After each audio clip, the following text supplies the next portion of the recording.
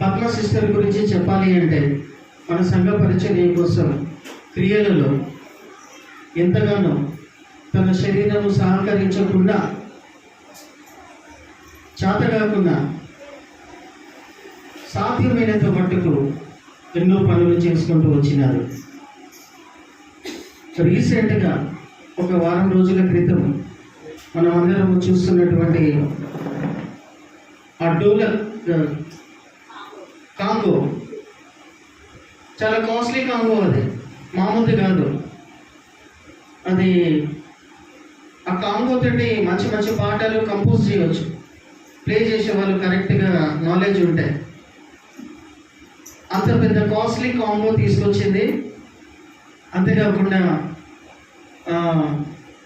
ఆర్థికంగా తనకు ఎన్ని ఇబ్బందులు ఉన్నా కానీ కూడా సాధ్యమైనంత మట్టుకు చర్చకి ఏదో రకంగా ఎన్నో విధాలుగా అంచెలంచెలుగా స్పాన్సర్ చేస్తూ ఉంటారు. ఈరోజు మీరు తాగినటువంటి డ్రింక్స్ ఏదైతే ఉన్నదో మజ్జిగ, ఇంకో సెకండ్ టైం మజ్జిగ కూడా ఉంటుంది. అది కూడా తాను స్పాన్సర్ చేసింది. సంఘం కోసము, విశ్వాసుల కోసము ఏదో గొప్ప పని చేయాలనేటువంటి తనకు తెలియని ఒక గొప్ప తపన అయితే తనలో ఉండడం నేను గమనిస్తా. నాకు తెలుసు ఏదో చేయాలా అని నేను చూశాను.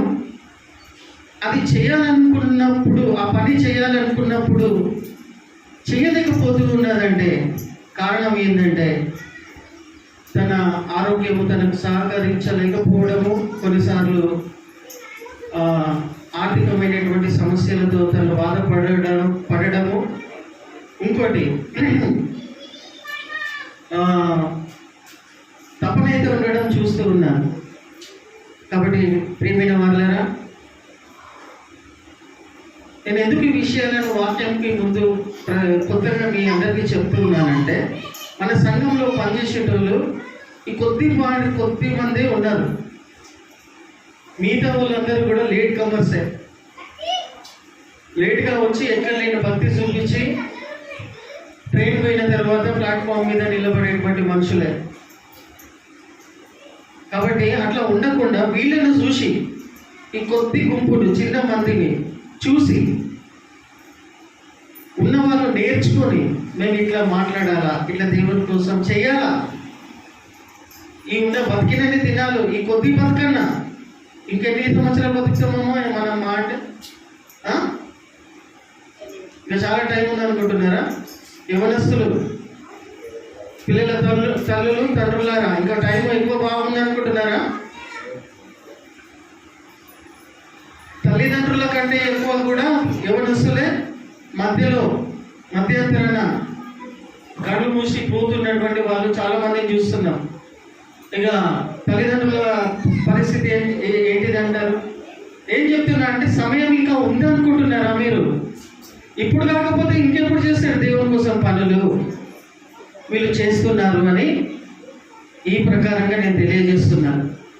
ఇంకా ఎక్కువ ఆసక్తితో సోమరితనాన్ని, నిర్లక్ష్యతను, అలక్ష్యతను వదిలిపెట్టేసి సంఘానికి అడ్డుకట్టబడి ఉండి ఉన్న దినాలను సద్వినియోగం చేసుకుంటే కొంచెమైనా దేవుని కోసం చేసిన వాళ్ళం అవుతాం. హల్లెలూయా. కాబట్టి ఈ సమయంలో దేవుడు తన హృదయంలో సిద్ధపరిచినటువంటి మాటలను మనము ఈ సమయంలో శ్రద్ధ ఉన్నదా లేకపోతే లేదా? ఉన్నదమ్మా? ఎస్. తన ద్వారా దేవుడు మాట్లాడతాడు, ప్రతి వ్యక్తి ద్వారా మాట్లాడతాడు. వినగలిగే మనసు మనకు ఉండాలి. ఈ సమయం పద్మకిస్తున్నాను. హల్లెలూయా, హల్లెలూయా. అందరి నిద్రపోతాను. హల్లెలూయా, హల్లెలూయా, హల్లెలూయా. దేవుడు నామమునకు స్తోత్రము. నాకు చిన్న వాక్యము, నేనైతే అసలు చదువుకోలేను. అందరూ మంచిగా చదువుకున్నో చెప్పిర్రు. నేను దేవుని దగ్గర ఒకటే అడిగిన, దేవా నీ చిత్తం ఉంటే నన్ను ఇక్కడ నిలబెట్టు, మనుషులు కాదు నన్ను నిలబెట్టేది.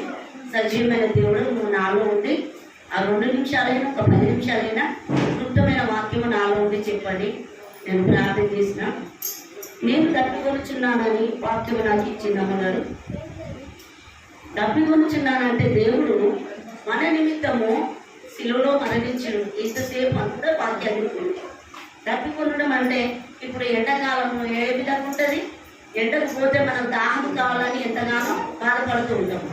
ఇప్పుడు ఎవరన్నా మన ఇళ్ళలోకి వచ్చినాం అనుకో, ఏమి ఇస్తామో అన్నం పెడతామా ముందుగా, మంచి నీళ్ళే ముందుగా ఇస్తాం.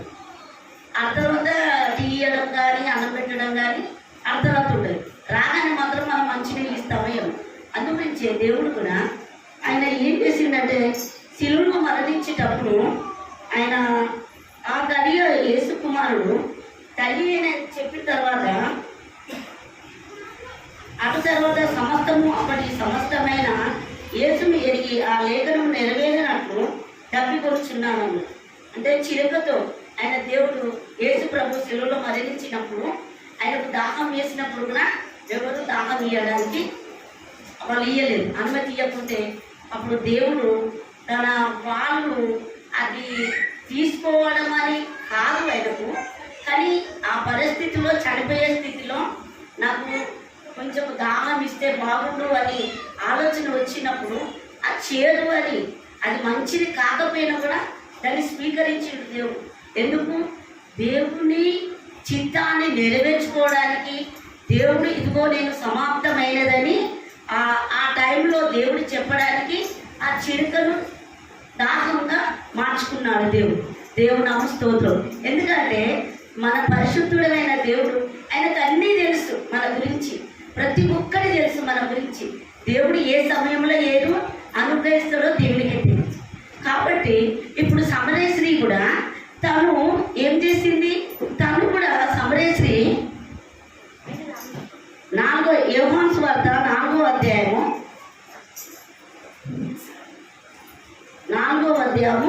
7 నుంచి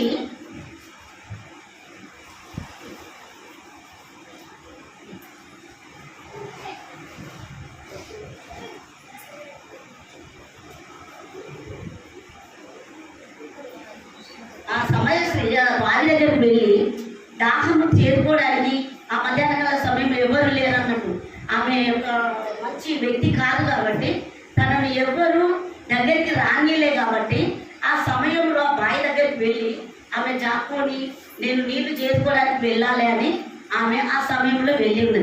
వెళ్ళినప్పుడు ఆ దేవుడు అక్కడ నాకు నేనిచ్చు నీళ్ళు దాహం తాగినప్పుడు దప్పికొన్నాను. అంటే దేవుడిచ్చే దాహము ఎన్నడూ దప్పికొను. అంటే ఈ లోకంలో మనము అన్ని విధాలుగా ఇప్పుడు విలేజ్ జిల్లాలో ఇక్కడ ఎక్కడైనా పర్లేదు నీళ్లు దొరకడానికి చాలా బాధలు పడుతూ ఉన్నారు. వాళ్ళు నల్లలు వస్తలేవు నీళ్లు. విలేజ్ జిల్లాలోనైతే ఆ ఎడారి ప్రాంతాలలో కూడా నీళ్లు ఉండేవి, చాలా బాధపడుతూ ఉన్నారు.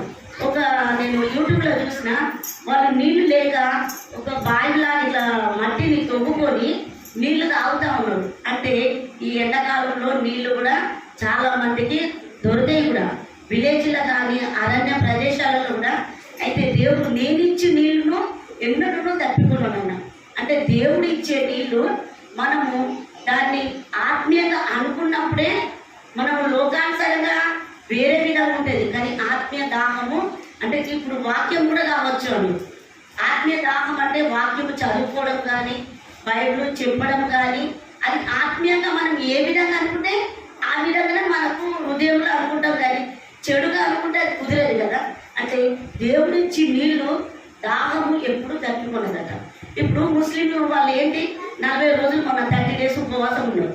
వాళ్ళు 5 గంటల దాకా అన్ని తిని తాగుతారట. కానీ 5 గంటల నుంచి వెళ్ళిన వాళ్ళు ఒక నీళ్ళ చుక్క కూడా ముట్టుకోరాడు. ఎందుకు అంటే వాళ్ళ ఒక పద్ధతి, వాళ్ళ నియమం ఏంటి, అవును మేము ఈ టైం నుంచి వెళ్ళి ఈ టైం వరకు మేము వాళ్ళు ఊము కూడా మింగారట. అసలు ఊము కూడా మింగకుండా ఊము కూడా ఉమ్మి వేస్తారట. అంటే దేవుడు కూడా అంటే ఈ లోకంలో ఉన్న వాళ్ళే ఈ విధంగా చేస్తే వాళ్ళకి 6:30 అయిందంటే వాళ్ళు ఏమి కాకుండా కదా నీళ్ళు తాగడానికి ప్రయత్నం చేస్తారు ముస్లిం వాళ్ళు. అంటే అదేవిధంగా దాహం అని అంటే మనం దేవుని అంతే భయం భక్తి కలిగి ఉండాలి. మనకు నాకు అన్ని ఉన్నాయే అని మనం అనుకుంటే దేవుడు ఏ సమయంలో ఏది జరుగుతుందో తెలియదు మనం. కాబట్టి మనం విధేయత కలగాలి. మనం ఇతరులను చూసినప్పుడు సంతోషించాలి. ఇతరులను చూసి మనము వేదన పడద్దు, బాధపడద్దు, ప్రార్థన చేయాలి, వాళ్ళ గురించి విజ్ఞాపన చేయాలి. ఎందుకంటే ఈ లోకంలో మనం ఏ సమయం ఏమి జరుగుతుందో తెలుస్తుంది. ఒక్కొక్కరు చనిపోతూ ఉన్నారు. మొన్న యూట్యూబ్లో చూసినాం, ఆయన ఇట్లా బాయిలో పెద్ద చెరువు ఉన్నది, ఆయన ఇట్లా చూడడానికి పోయి అందులో పడి చనిపోయాడు, ఆ వాటర్లోనే పడి చనిపోయాడు. అంటే ఈ లోకంలో మనం ఏ విధంగా ఉంటున్నాము, లోకానుసారంగా ఉండడం కాదు, ఆత్మీయంగా మనము సమరేశ్వరి ఏ విధంగా దేవుడు ఏమన్నాడు, నీవు నాకు నీళ్ళకి నీవు నేనిచ్చే దాహమును నువ్వు ఎన్నడూ దప్పుకున్నామన్నాడు. అంటే దేవుడిచ్చే దాహాన్ని మనము స్వీకరించుకోవాలి, ఆత్మీయంగా ఎదగాలి. ఇతరులతో మనము మాట్లాడినప్పుడు ఏ విధంగా ఉండాలి అని కూడా అది గ్రహించాలి. కాబట్టి దేవుడు తన దవడను మొత్తం ఎండిపోయినట్టుగా అయినప్పుడు ఇగో న్యాయాధిపతి 17:18 కూడా దేవుడు చెప్పిండు. అక్కడ కూడా దేవుడు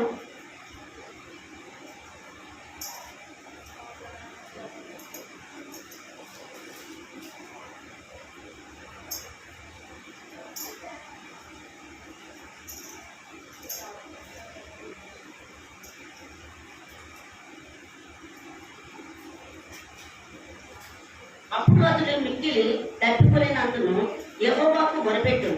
అంటే దేవునికి మొరపెట్టినప్పుడు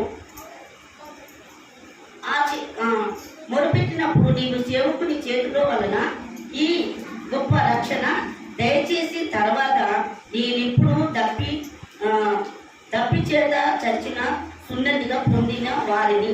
అంటే అప్పుడు ఆ టైంలో తను మొరపెట్టాడు, నాకు దాహము కావాలని మొరపెట్టినప్పుడు ఆ బిడ్డ మొరపెట్టినప్పుడు దేవుడు తనకు వాటర్ అనుగ్రహించినాడు. అంటే మనము కూడా దేవుడిలో మనము మంచిగా ఉండాలి. ఇతరులను ఎవరైనా వస్తే మనం ముందుగా ఎవరిని ప్రేమించాలి, ఏ విధంగా మనం నేర్చుకోవాలి. మనం ఇక్కడ చెప్పడం కాదు, మాట్లాడడం కాదు, మనం వచ్చినప్పుడు ఏ విధంగా ఏ బిడ్డలో మంచిగా చూసుకోవాలి. అంటే చూసుకోవాలంటే నువ్వు తినబెట్టడం అది కాదు, మంచిగా ప్రేమగా మాట్లాడి కొన్ని మంచిగా ఇస్తే చాలు. ఇప్పుడు దూరం నుంచి ఎండలో పోయి వచ్చే బిడ్డలకు మనము ఇంత నీడ కూర్చొని వాళ్ళని కూర్చుండబెట్టి అమ్మ కూర్చోండి అని కొన్ని మంచిగా ఇస్తే అమ్మ నీ కడుపు చల్లగా ఉండాలి అంటారా. ఇప్పుడు దూరం నుంచి చాలా దూరం నుంచి వచ్చి నీళ్ళు తాగినప్పుడు ఏమంటారు, ఇప్పుడు ఇక్కడ చలి చేతనాలు పెడతారు, ఎందుకు పెడతారు, వాళ్ళకి పని లేక పెడతారా. రోడ్డు మీద పోయేటోళ్ళు కూడా నీళ్ళు తాగాలని పెడతారు. అంటే దేనికి, వాళ్ళ దాహం తీర్చుకోవడానికి. అవునా కాదు? అదేవిధంగా మనం కూడా ఆత్మీయ ఎదగాలంటే దప్పి కొనాలంటే దేవుని అందు మనము నీళ్ళు ఎన్నడూ దప్పుకోను. అంటే మనం దేవుడిచ్చే ఆత్మీయ దాహాన్ని మనం ఏ విధంగా స్వీకరించాలి, ఆత్మీయంగా ఏ విధంగా ఎదగాలి. దేవుడు మన పట్ల ఏ కార్యం చేస్తాడో మనకు తెలియదు. కాబట్టి మనము దేవుడితో మాట్లాడే విధంగా మనం జీవించాలి. కాబట్టి దేవుడు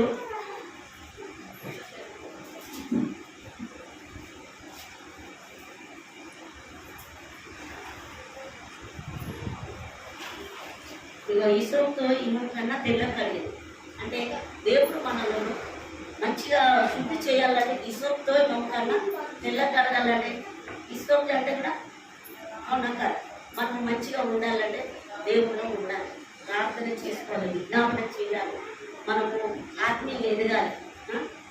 నేను తప్పికొనిచున్నాను అంటే మనం దేవుని అనుకున్నప్పుడు మనం ఎన్నడూ దేవుడిచ్చి నీళ్ళు ఇప్పుడు ఈ 7 శిల్వ ధ్యానంలోనే ఇంత భక్తి ఉండడం కాదు, ఎప్పటికీ అనుదినం కూడా దేవుడిలో మనము భయం భక్తి చేత ఉన్నప్పుడే దేవుడు మనల్ని దీవిస్తాడు.